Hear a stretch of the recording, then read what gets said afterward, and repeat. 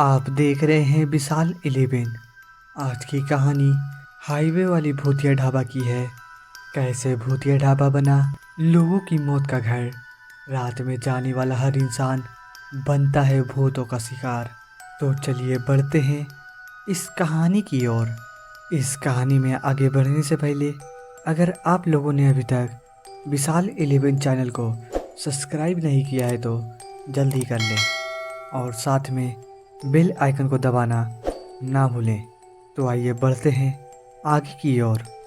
एक दिन सुरेश देर रात वीरान सड़क से गुजर रहा था। आज उसने ऑफिस में कुछ नहीं खाया था और भूखे पेट ही घर की ओर निकल पड़ा। कुछ घंटे गाड़ी चलाने के बाद उसे जोर की भूख लगने लगी। कुछ और दूर चलने के बाद अब सुरेश की हालत और ज़्यादा खराब होने लगी। बहुत तेज भूख के कारण अब तो उसकी आंखें सिर्फ खाना ही तलाश रही थी। अब तो उसे गाड़ी चलाने के लिए ध्यान लगाने भी मुश्किल होने लगी। फिर उसने गूगल मैप खोला और होटल ढाबा सब खोज लिया, मगर 15 किलोमीटर से पहले कुछ भी नहीं था। तब उसने फिर से हिम्मत बांधी और गाड़ी को फुल स्पीड में चलाने लगा। कुछ देर बाद कहीं जाकर एक ढाबा दिखाई दिया। ढाबा देखते ही उसकी जान में जान आ गई। ढाबे पर पहुंचते ही ढाबे का मालिक बोला, आइए आइए साहब, बताइए क्या खाएंगे?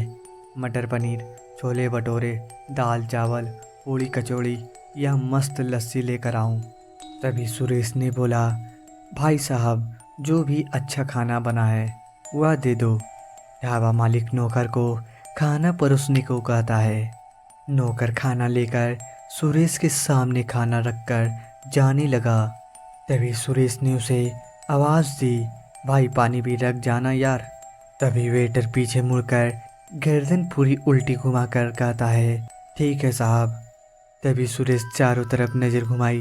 ढाबा पूरा खाली था, सिर्फ मालिक और नौकर ही थे। वहाँ टेबल एकदम गंदी कमरे में भी मकड़ियों के जाले ने कब्जे कर रखा था। सुरेश बहुत डर गया। यह सब ढाबा मालिक देख रहा था। उसने तुरंत सुरेश को समझाया। मालिक ने कहा, यह भूतिया ढाबा नहीं है, यह तो बस रामू है। ना हर बार का यह नाटक होता है इसका।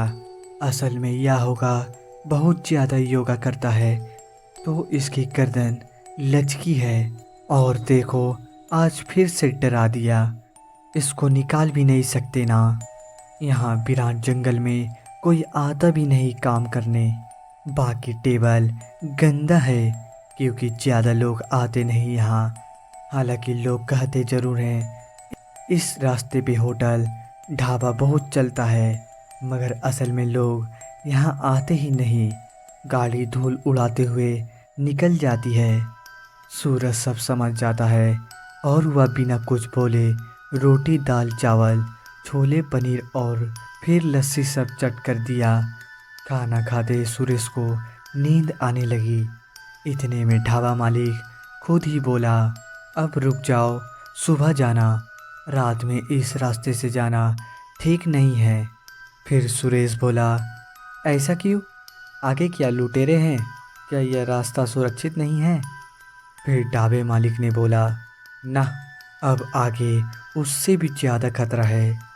मैंने कहा था ना कि इस रास्ते में लोग कम आते हैं, इसलिए कम आते हैं क्योंकि रास्ता भूतिया है। 10% लोग ही यहाँ से बाहर निकल पाते हैं, बाकी बेमौत मारे जाते हैं। तभी सुरेश ने बोला, आखिर ऐसा भी क्या है इस रास्ते पर? इस रास्ते पर आगे 50 किलोमीटर बाद एक बड़ा ढाबा पड़ेगा। वहाँ असल में कोई ढाबा नहीं है, कुछ भूतों का बनाया हुआ भर्म जाल है।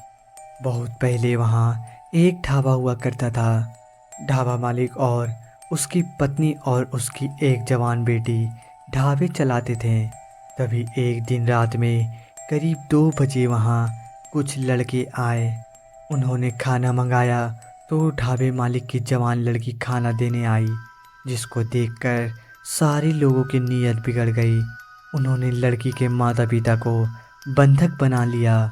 उस लड़की से बदतमीजी की कोशिश की। लड़की के पास टेबल पर चाकू था, जिससे उस लड़की ने आत्महत्या कर ली। अपनी बेटी की मौत उसके माता पिता नहीं देख सके। उन्होंने भी ढाबे पर ही खुदकुशी कर ली। लड़के तुरंत फरार हो गए। पुलिस को भी कुछ सुराग नहीं मिला तो आत्महत्या कहकर केस बंद कर दिया। तब से आज तक उस रोज लड़की और उसके माता पिता उन लड़कों का इंतजार कर रहे हैं और हर लड़के को रोककर ढाबे में ले जाते हैं और उन्हें वहीं उसी चाकू से मार देते हैं। ढाबे के पीछे वाले कुएं में डाल देते हैं। कहानी सुनते सुनते सुरेश को नींद आ गई और वहीं टेबल पर ही सो गया था। मालिक भी रजाई लेकर वहीं उसके बगल में आकर सो गया था। सुबह सुरेश ने नाश्ता किया और निकल गया। वहाँ जाते जाते सोच रहा था, मुझे अचानक नींद कैसे आ गई।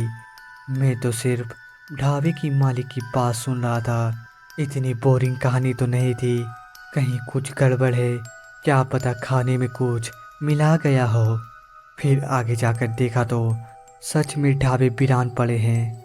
फिर एक रेलवे क्रॉसिंग आई। एक मालगाड़ी कोयला लेकर जा रही थी तो क्रॉसिंग बंद थी। सुरेश ने देखा कि वहाँ ट्रैक्टर और ट्रक के टायर के निशान सड़क के बाहर क्रॉसिंग के अगल बगल थे। यहाँ रोज ट्रैक्टर और ट्रक बाहर आकर खड़े रहते हो और वहाँ की ज़मीन एकदम काली थी। उसे लगा जैसे कोयले यहीं लादा और उतारा जाता हो। उसके दिमाग में सवाल का तूफान आ रहा था।